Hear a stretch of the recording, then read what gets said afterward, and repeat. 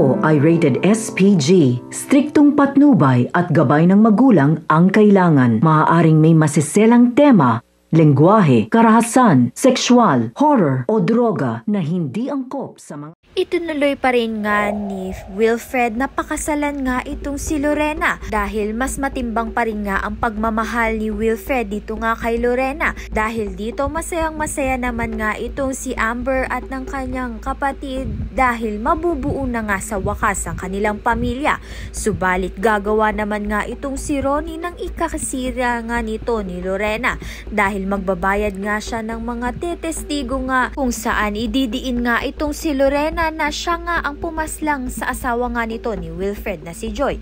Subalit may makikilala naman nga itong si Lorena na alam nga ang nangyari noon, na nakita nga ang tunay na pangyayari na hindi nga si Lorena o si Carol ang pumaslang dito kay Joy. Kaya naman nga dahil dito may posibilidad nga na mahatulan nga bilang inosente itong si Lorena dahil hindi naman nga siya talaga ang pumaslang. Kaya naman nga na set up nga lang talaga itong si Lorena.